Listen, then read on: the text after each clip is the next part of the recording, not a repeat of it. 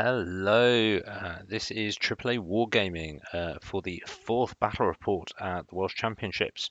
So this is the beginning of Sunday, so day two, and just a quick recap of what's happened. I had game one against Dan Williamson and Empire Sonsor, and I managed to get 9 points.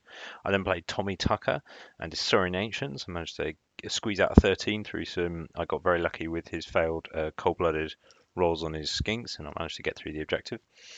And then game three was against Lucky Sixes from Proxy Table Gaming, the man, the legend. Um, and unfortunately, I came off massively worse. Tom played it very, very well, and I came off with 3 points. And that was only because the avatar at the end went mental and just started chopping people down left, right, and centre, which was really, really lucky. So I'm on, I think, what was it 9, 13, so 22 plus 3. So I was on 25 points at the end of game one, which actually was not too bad. I hadn't had during some friendlies which I haven't put up yet. I hadn't had a great run, and I just sort of set myself a target 40. So actually, with 2 games to go, I just wanted the 15 points. And I was pretty happy. I was like, okay, cool. I'm making a few odd mistakes. I'm a little bit rusty, but actually, let's see what I can do on this. In this, I was compared against Andy Barton, which he's possibly one of the nicest people in Ninth Age. I know it's a tall order, but he was absolutely superb to play against. A brilliant laugh. Yeah, no, and he brought his beast herders, and it's a fun list. It's point and it's even more point and just let it run forward and kill everything than maybe um, Kev Stonebanks from the Paired Weapons podcast. It's like looking at it, we'll go through in a second. But round floor was another change of deployment. So let's look at the map first. So you had deployment zone A and B, pretty standard, but it was lengthways, not widthways, which meant it, depending on where you were or which gaming table you're on, meant you had to walk around several times to get to actually move it. You had to move something on the other side of your board. So it was quite funny. Maybe we should have created a gap in between. I remember looking at the board thinking, I know which side I want purely so I can actually stand at the proper end and look back down the table. Just to make it easy. But actually, we were quite lucky. We were at one of the ends, so we just had to walk around each side of the table, so that was pretty fine. It does make some diagonal camera angles, but that's fine.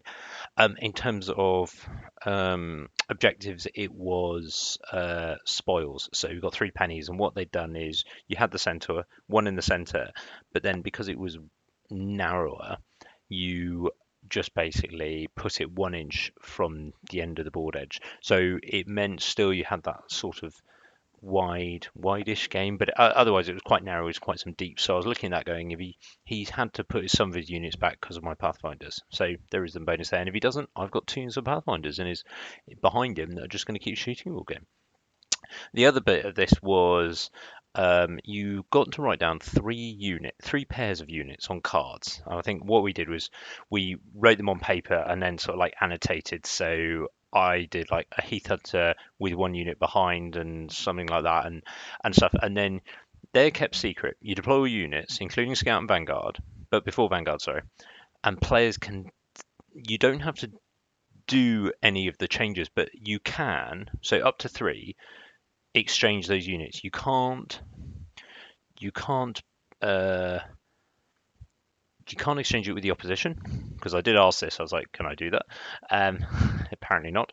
Um, and then units cannot be swapped with units outside your deployment zone. So you can do it with scouting units, but it just means you can't swap them. They're fixed. What I thought about this was initially, I remember speaking with Tommy Tucker beforehand, and we were like, yeah, okay, do we do this? I was like, no, no, you've got to think about who you most want to have your matchup. So like A versus B, B versus C in terms of units or characters or monsters. But actually, when I had a look at it, I thought, no, if you want to go for the objective, that's the answer. So you've got to make sure that your static scoring units, especially because I've got Dryads with no musician, are in the right place to give me a chance of getting the deployment. And that was actually how I thought. So either I'd be in the right place and I wouldn't have to move, or I'd exchange them for my fast units like Heath Hunters, who can Vanguard, and Wild Huntsman. So Sorry, backwards. So his list, and this is also the names are fantastic. So we have Bray Winston, which is a beast lord on a razor toss chariot. Really, really quite scary. With Fatal Folly, it's a high defensive skill, so yeah, it's just nasty. But a tough character with a razor toss chariot, so +1 to charge for lots of units. It spreads it out with his um, with his other razor toss chariot, so that's good news. We then had Sirloin Ben Cowsley with the Minotaur Warlord with Aegis Affliction, so that's 4+ Fortitude, and then Blessed Descriptions, Crown of Horns.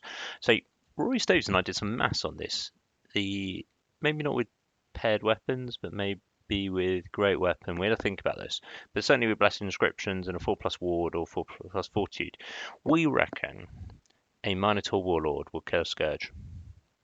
It's not in one round; it's over 2 rounds, but we reckon the odds are more in favour of the Minotaur Warlord. What we didn't add was overlay magic on that. So magic can change that, but both ways. So base up fight. I think if anyone disagrees with this, please put in the comments. But that was our thoughts. Then we had the Minotaur Chieftain, Greater Totem Bearer, which is primacy of his magic. And then we had Twin Hungers. I can't remember what that was, but also there we had Destiny's Call. So 2 big minor characters, which I just didn't want to touch. Then 2 units of 3 Raiding Chariots, which is a ton of stuff that I just don't want going into my Blade Dancers. He's then got one of his scoring units, which is a Wildhorn Herd with paired weapons, Banner Relentless Company, and Totem Gnardhide. What is that? I've completely forgotten. And then we had a big unit of Minotaurs with paired weapons, Blooded Horde Totem. I just went, yeah, I'm not going near that. So the Minotaur Warlord and Chieftain hopefully were going to be in that unit, and I was just going to sort of bait them the entire game, but not actually do anything with them. Then got a Razor Tusk Chariot to get that +1 to advance for charges. 3 Razor Tusk Hard, which is going to be painful and just something I don't want to go near my Blade Dancers. And then 2 Beast Giants with Uprooted Tree. In fact, the Razor Tusk Hard, I was like, with 3+ Aegis, I can do this. The Beast Giant, I was not. This is probably my biggest concern, because if they get into my units, they just tear them apart. So I hit first. I probably give them 5, maybe 6 wounds, and then they just rip me apart. And they hit automatically. So this is really dangerous for someone else. Doesn't matter really which. Maybe my Avatar, my Dragon, and possibly my Wild Huntsman aren't going to get bothered by it. Everyone else is going to be in pain.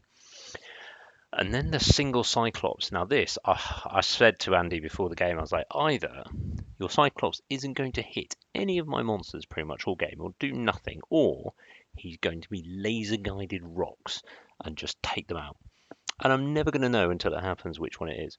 So I decided I can't play with this Cyclops just assuming they're going to get me every time. So I'm just going to, otherwise I'm not going to be very advanced. I've got no chance of getting the objective, etc. So my plan was try and draw the Minotaurs in, try and shoot off the Beast Giants, try and kill as much as possible from his other scoring, and hopefully I can sneak a Dryad unit through to win. Then we go on to my list. Yep. So the key ones here, I reckon, were going to be actually the Wild Huntsman, because the Wild Huntsman are flaming standards, so they go through the Lord's thing. So my thought was that if they're up against the Minotaurs, I will do some significant damage to them, and depending on what, as was demonstrated in the Empire game, actually, depending on what magic I get up on them, and if they survive, then I can keep going with them, and they'll just keep pumping out and just grind units down. So yeah, it's really, yeah, it's quite a useful thing. I did suspect I was going to have to use my Druid, Dragon, and Avatar to draw the Minotaurs in, just so that he didn't feel he could flank and start moving off other areas. But it did mean that I was going to have some significant points that probably weren't going to be engaged, because if I did draw them in, the last thing I want to do with those 2 is get them in combat. And then I was going to have to rely on my Dryads to pick up the objectives, and Pathfinders hopefully take out those giants. In terms of magic, I went for Master of Earth just because I wanted to maximize damage and the terrain. I'll show you. There was 2 impassable terrains, so I just thought actually if I'm backing up, that gives me lots of flexibility.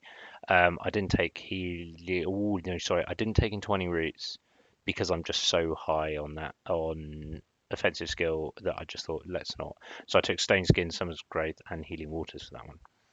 I didn't choose to take the second forest, and that was because when you look at it, I'd already put a forest down. I knew exactly where I wanted to go my blade dancers once I knew which side I was going.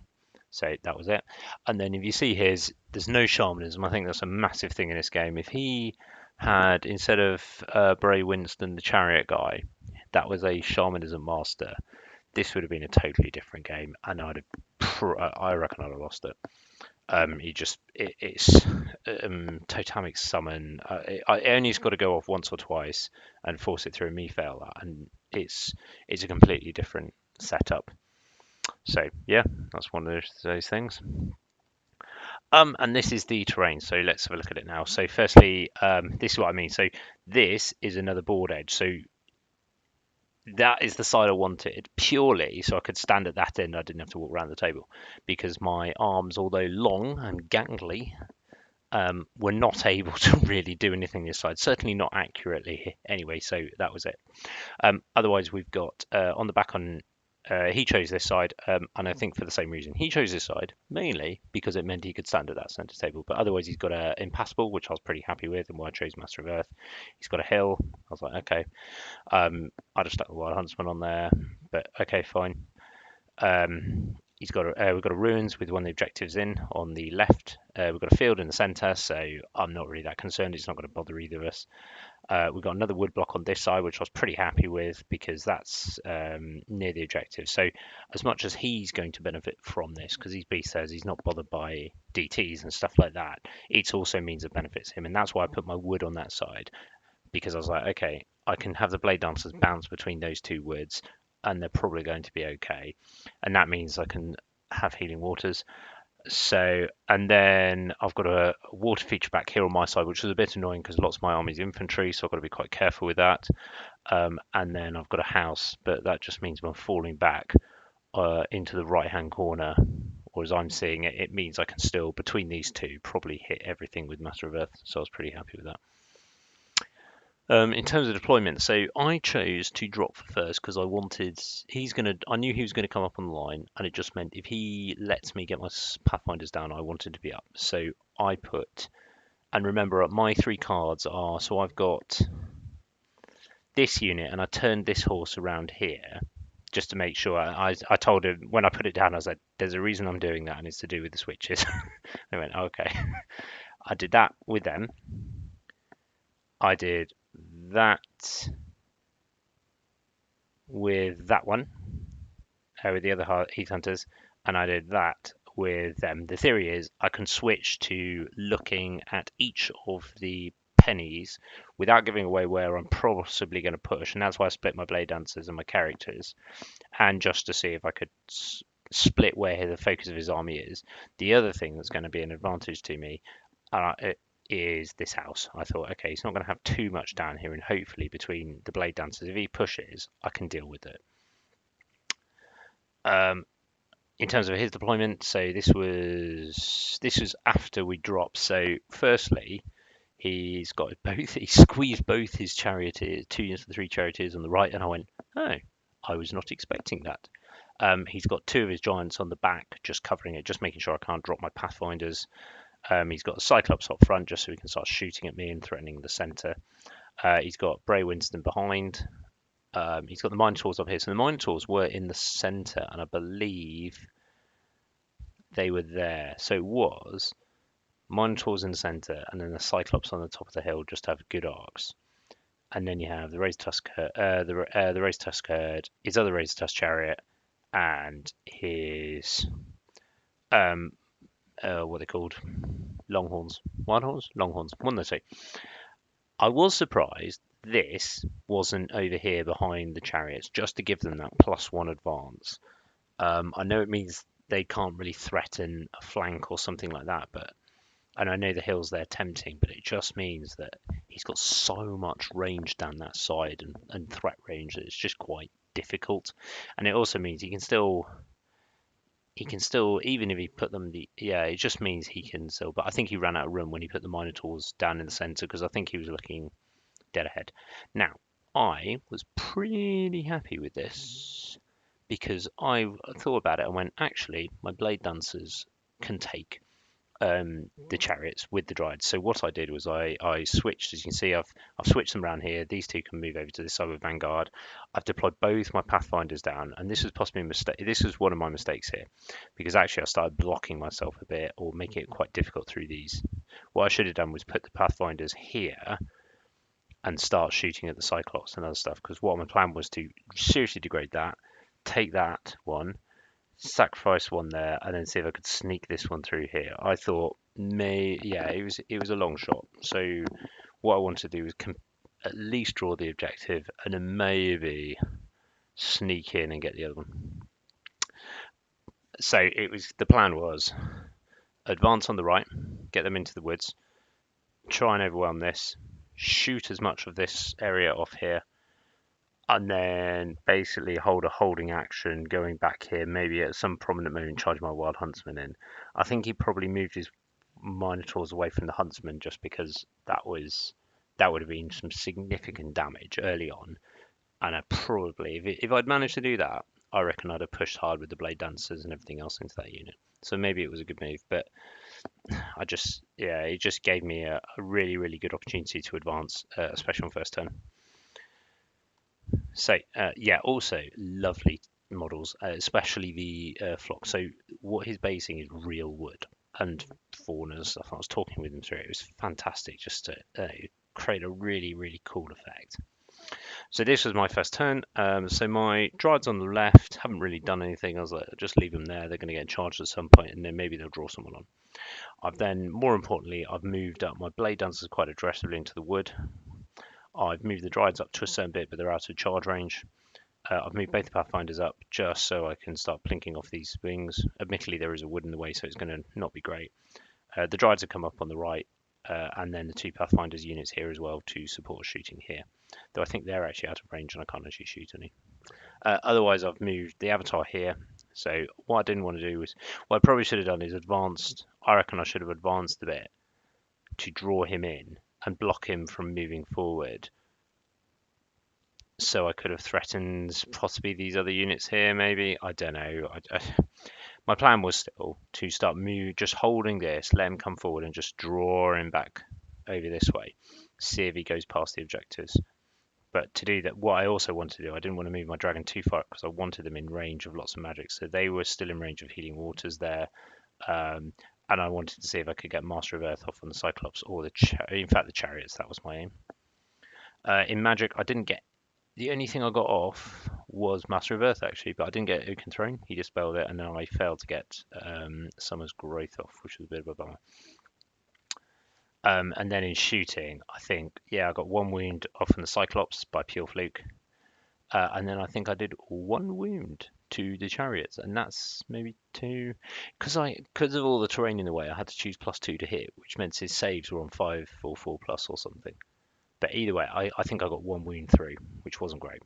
So, moving on to Beast's turn 2. So you can see he's come up quite aggressively.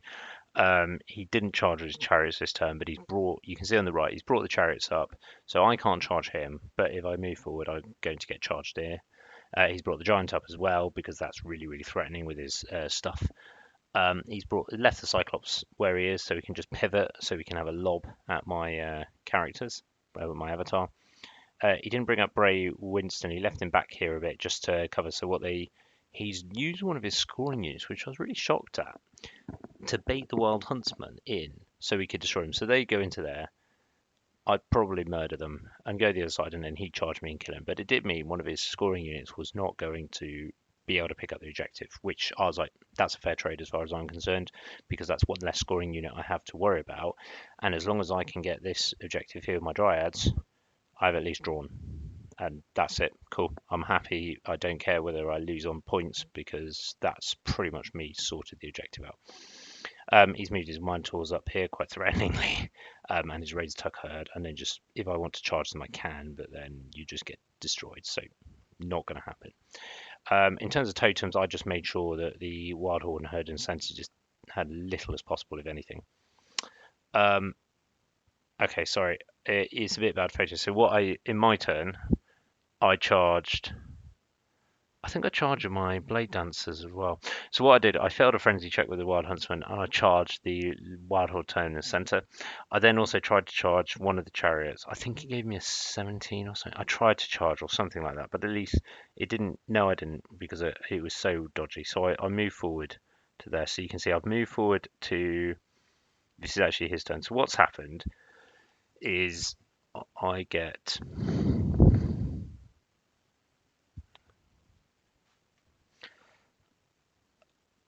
Apologies if you hear something in the background there. That was my wife just coming in, but that's sorry. So in my thing here, you can see used my I've decided to push a little bit just to protect my blade dancers and draw him in. What I wanted to do here was move my heath hunters up, so his dragger giant has to charge them, and I basically offer him a charge into my blade dancers with one of his chariot units. I think maximum he could get in four. No, sorry, he could only get in three, I think, because of where my heath hunters were. So he couldn't get three in there. That was the plan. So he couldn't get more than three in there because they wouldn't have lined up properly unless they failed their terror check. But with the BSB there, that was unlikely. I've then moved the Pathfinders up behind, and what I've done there is the plan was to shoot as much into the giant as possible and whittle it down before it even got in here and do some serious damage. And sorry, no, on this turn I decided to shoot at this and just whittle it down as much as possible, basically try and get them down. Spoiler alert, I didn't. I also didn't get that much magic. I didn't get any magic off on the blade dancers as well. So I did. So yeah, that wasn't great. What plus died, the wild huntsman went absolutely bananas and killed all bar one. So okay, no, the wild huntsman killed all bar like four, and then the remaining stag killed three. So there was one of them left in the wild hunt. He fled. I overran on purpose, and I ended up there. At which point he charges the Cyclops, and Bray Winston is Rose Tusk Lord charioting. But otherwise, I've continued backing up on the other side, and my blade dryads are not looking great at the moment. So on the left, so out of this picture, the Razor Tusk herd is threatening them pretty badly. So onto his turn, he charges with. So you can see he chooses charge with that into the blade dancers. He chooses to charge the giant into there, and they pass their panic check because of the BSB there. And then he charges both Wild Huntsman, the Wild Huntsman with the Cyclops and that. So I'm predicting dead dead Wild Huntsman, dead Heath Hunters, and these in combat with the potential to have the Dryads charging with ranks or threaten here. So that was it. This was the charge roll for his chariots. I think this was like the only thing he could roll and they wouldn't have got in. Something like that. It was like 2 or 1, but triple one. How many times have they rolled triple one? It was such an unlucky roll. It was one of those things. It's also, yeah, I mean, even maybe triple one. It's the only thing that would have failed, and they failed spectacularly. So it wasn't great for him. And that changed the time because then next turn I'm going to countercharge with my blade dancers and I'm going to rip that unit apart. And that's probably opened that flank for me, I think. Sorry about the slightly blurred photo. On other news, all the other chargers made it in. You can see his Minotaurs are coming across pretty aggressively to threaten what is becoming a pretty big traffic jam on my right. His Razor Tusk Chariot is come up there to give them +1 advance, and the Giant has come across because he realised he's going to need it here more than anything else, and that's just to deal with the Blade Dancers on this side so you can start threatening. Bottom of the picture, the Razor Tusk herd have charged I think they've also charged my Dryads. Yeah, I left them a small charge with a small Dryad unit. I didn't really know why, but I think they got in. I'm pretty sure. So in Magic, he managed to get something off on the Giant. What was it? Blooded Horn Totem. So +2 armor, +1 attack, and some other bits and pieces. He's then got, I think that was it. And then he put something on the Warlord miners just in case, but I just wasn't bothered by that. They died, obviously, and he turned to face. In combat here, this was interesting. So um, this was after combat. I win this combat. Do I win this combat? Or was that the 2 and the 5 my leadership check? Either way, I lost 2. He charged, he killed only 2 of me, and I kill at least one of them. I know it doesn't look like that at the moment, but one of them is dead, and I got a couple of wounds on the other one. I absolutely blitzed them after impact hits, which did nothing. So he's got some there. He's in trouble over this side. And because his Minotaurs are going the other direction, his Razor Touch Chariot is the only thing that can defend that objective that you can just see in the top left corner. So I think the logic, unless I roll absolutely appallingly over two combats, I'm going to kill this unit and have enough to sort of go against that and get the objective. So actually, I'm in a pretty good spot. In combat here, interesting. I lose 3. I don't think.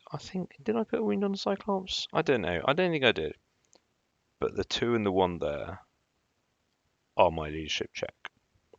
So I've been charged and that, but I rolled a 3. So down from. So I lost by 6, but I think. Oh, so there's champion. So I challenged. So there's champion, 1 overkill, 2 other people. I think it was like that was the only thing I could do. I needed a 2 and a 1. I got it.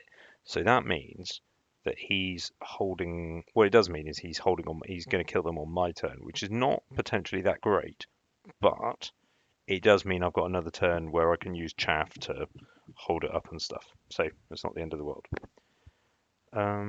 Yeah. So, all right, my turn 3. So what I do initially is, as you can see, I charge the Blade Dancers in. I didn't charge the Dryads in, and the reasoning was I was going to put some magic on them and just make them very difficult to charge, and I could leave it. Ah, sorry. Yeah, this is afterwards. So let's see. There isn't a bigger picture. I then line up my shooting. So I've continued my withdrawing action on the middle with the Avatar and the Dragon. They're drawing them in, or the Minotaurs, and hopefully the Razor Touch Chariot in. I then open up with all my shooting, all my remaining, so 19 Pathfinders that, and I put the giant down here to 1 wound. So he's got 1 wound. So even if that thing goes into my Blade Dancers or whatever, though he's out of arc at the moment, or wherever he goes in, even if it's the Dryads in the flank, I'll probably kill it. I reckon. So there's a high chance of me killing that thing. So So I've neutered 1 giant. I'm about to destroy um, one of his chariots, and I'm probably going to destroy one of his destroy his Razor Tusk Herd as well. But my Wild Huntsmen are going to be dead by the end of this turn, as you can see. Yep. In combat, obviously I wipe out the chariots. I turn to face this way, and my reasoning is I want to kill them as quickly as possible, unleash the Dryads to get this objective before they start coming over. So they've stayed that way. I think they're going to start moving over here just to threaten and support here. But my logic is I want to kill them, or at least get them to move away before I have a problem with it. And that was my theory. So I could at least protect this side. His Minotaurs either have a choice of going after the objective or coming to me, and he seems to want to kill me rather than go after the objective. So there's only 1 left on the far side, and the only scoring unit near that is my unit. So I'm like, I could win the objective here, which I do. So I think I kill. No, so I don't kill him off here. He is down to 1, and I've still got 5, so I've lost 1 last turn. And he's got 2 wounds left, so I'm probably going to kill them with 6 attacks plus 4. I think the champion's over that side as well. Yep, so champion's over that side. So 7 plus 2 is 9 attacks. I just need 2 wounds. And what you can see here is that's the objective. And look where his Minotaurs have come to. So Beastman turn 3. He advances again. He tried to charge. So what he has done is he charged the the chariots into my Dryads, whilst also trying to charge the giant. It could have worked really, really well. So with impact hits, he could have taken a load off. He might have got lucky with the carrots, but there's one of the things over there is stone skin. I managed to get 4 stone skin through onto my Dryads. So they are. I don't think I had Oaken thrown up. So they are res the res 6, but that's brilliant when facing those chariots, so it's not going to be great for him. But it also means, but either way, his giant failed. What he's then done is brought his chariot around, and his Cyclops is staying still because he wants to go and shoot at my avatar or dragon. What I've done this side is I've started to. You can see where my pathfinders are my last turn. They've moved out a bit just so one they could pepper the giant, but more so they're in the way here, and it also means they're offering a juicy target. So for the Minos, so the theory was the Minos on his turn do not go for the objective, overrun, and now they have a choice of either turning around back towards the objective or coming forward. And I just think he's going to come forward, which means I think I can keep this objective till the end of the game with magic and Blade Dancer just basically forming a blocking line. And then also potentially these can come up here and do this. So that was my thought process. What he did was magic was he buffed at the Minos. I was like, I've got no interest in charging them, so crack on. And that was pretty much it. I stopped all his remaining totems. In shooting, he hit the dragon and managed to cause 2 wounds to it. So that's 2 wounds on the dragon. So he's only on 4, but I wasn't really too bothered about that. With Druidism, he's probably going to go up to 5. And yeah, that's fine by me. Yep, that's the dragon getting smote. In combat here, yep, finally killed him off, and now I'm going to choose. I've got 3 turns to slog it there, so with my 10-inch movement, I'm pretty happy. So this was base. So what happened in combat, because I had Stone Skin off, is he ran. Sorry, I absolutely mullered him. His impact hits did barely anything.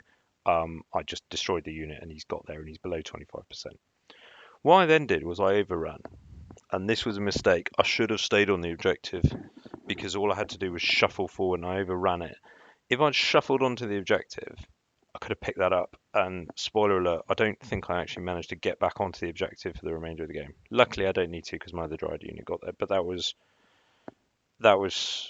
just really silly. I should have done that. Otherwise, I've turned the Blade Dancers around. They're stubborn, but it's just to face the oncoming onslaught from the chariot. That's coming in, and as you can see, I've tried casting Master of Earth at this moment in time. I think it goes off. I think I managed to get a wound off on the Cyclops, another 1 wound off him, so he's only on 4 wounds left. So yeah, it's what it is, and you can see my Pathfinder's coming around so that I can start picking off that Cyclops, and now's a race. Is the Cyclops going to kill my character, my dragon, or am I going to be able to kill it first? In shooting first, it was the giant, and yet again the Pathfinders ripped the giant apart and put it down to 2 wounds only. So 1 more turn, and that thing's going to be pretty much dead. Right,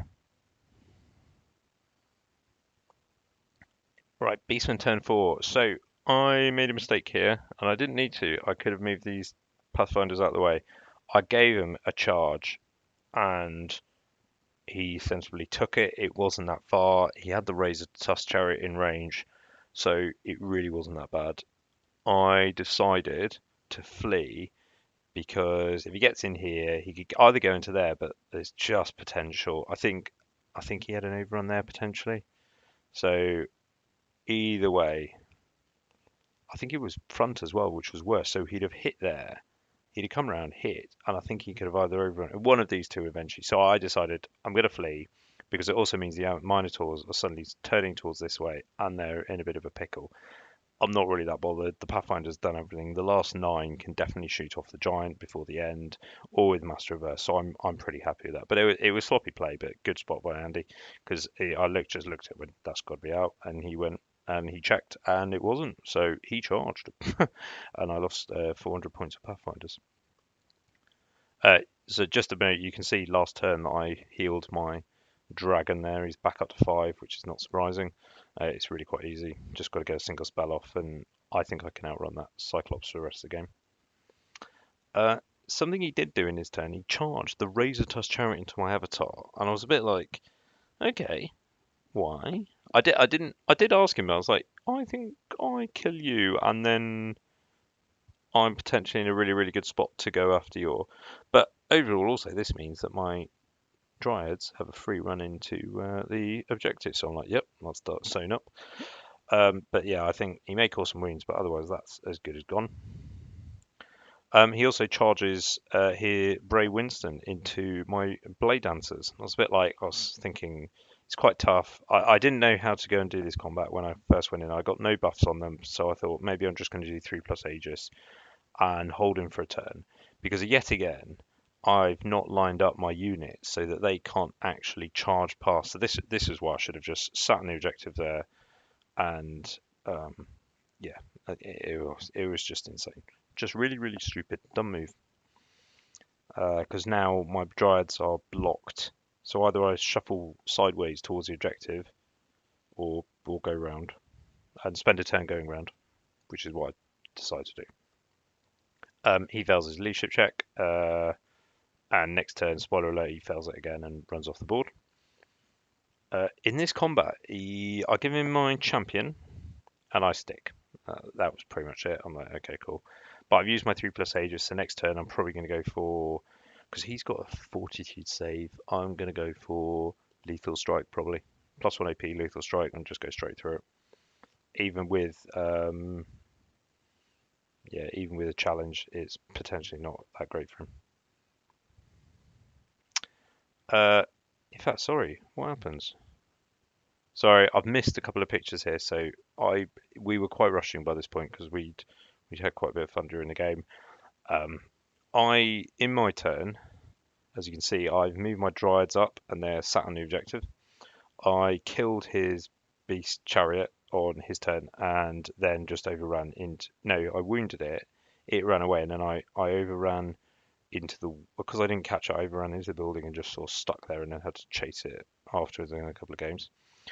I have continued to shoot at the giant, and I've eventually no, I don't kill it off. I get it down to 1 wound. No, he moves it over during his turn to threaten my giant dragon. I can show some photos later on that. As you can see, I've moved my Dryads around in my turn, but I just go for it on this turn with Lethal Strike, and I beat him on combat. Why do I beat him?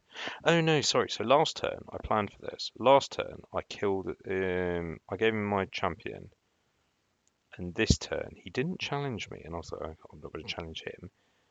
And I'd gone. Okay, I did 3+ Aegis and then something the other way around. I don't know why. I must have done.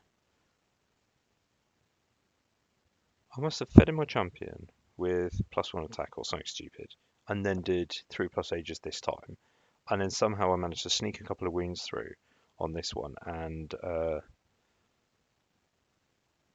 beat him on combat res because I got him down 2 wounds, and then I've got champion, a BSB, and a banner, so I beat him by 1, and he ran.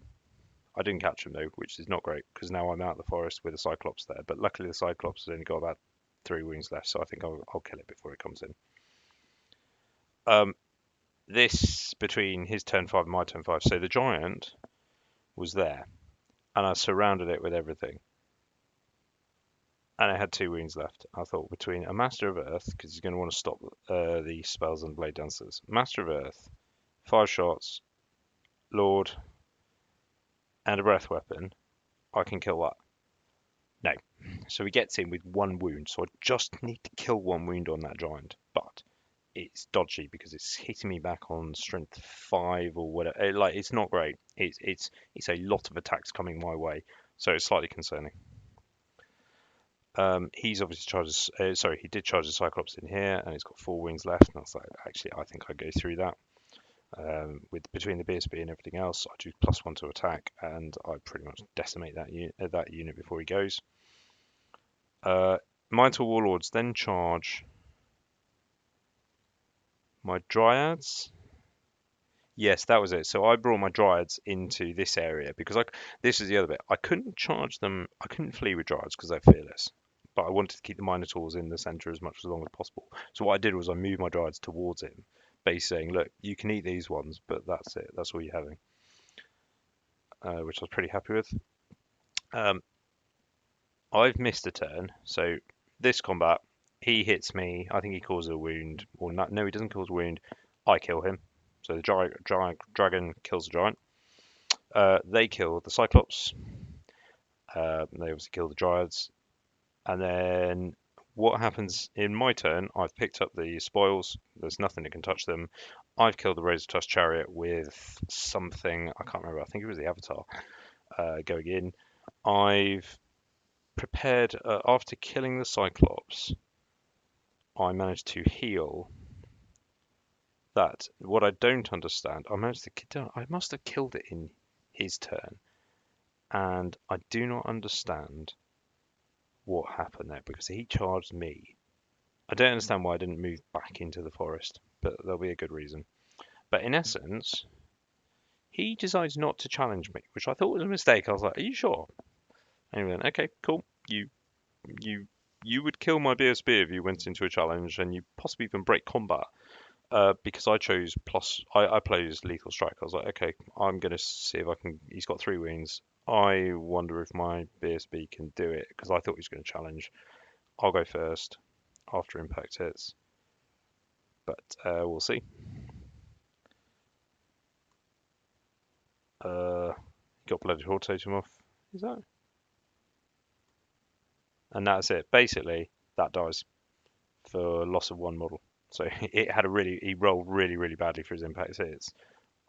There's nothing happened. I'll just wipe him out with just lethal strikes on there, and that was it. Sorry for the bad potatoes at the end of the game, but just as I think I haven't got any overview, but just in essence, the Cyclops is dead, the chariots are all dead, his Beast Lord is dead, but his Minotaurs are all intact. I haven't done anything to unit.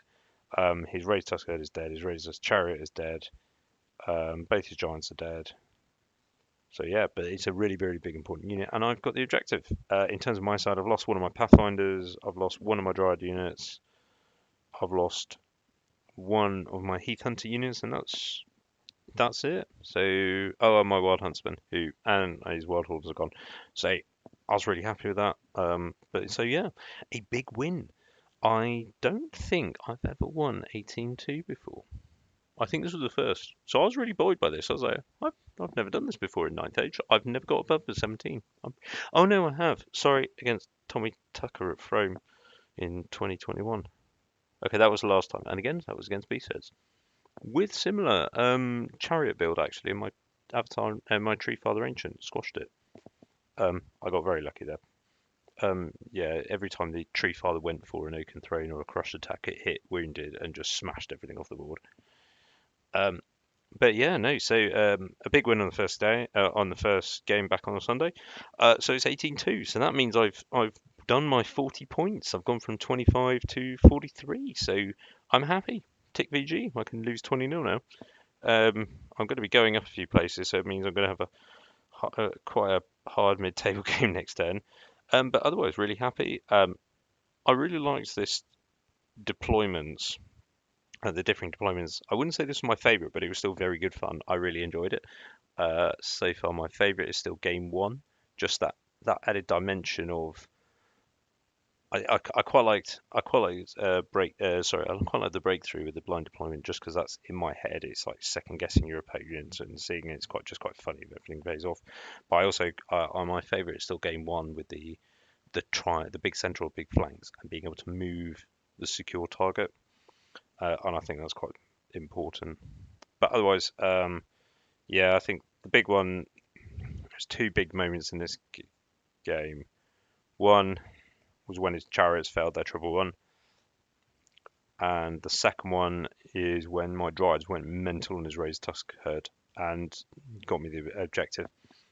I think I would have still got the objective because I wouldn't have been so stupid with my Dryad, my big unit of Dryads, and I would have made sure they picked up one of the objectives rather than chase down the other chariot unit that probably would have run off anyway. So that's on me. Yeah, other than that, that was it. I think those are two big units, two big points in the game. Otherwise, still very happy with the list. I'm starting to get to grips with it now, as you can see. And yeah, actually got an 18-2. So I'm on 43 points and heading into game 5. Hope you've enjoyed it. Please subscribe. If you have any comments or whether you think I've got things wrong, please say. I'm very happy to. And I hope that I can't go myself, but I hope all those going to the English, not the English, so the breakthrough, so Element Games in a couple of weeks' time, have a great fun time. Looking forward to hearing and seeing all the YouTube reports. Have a good weekend.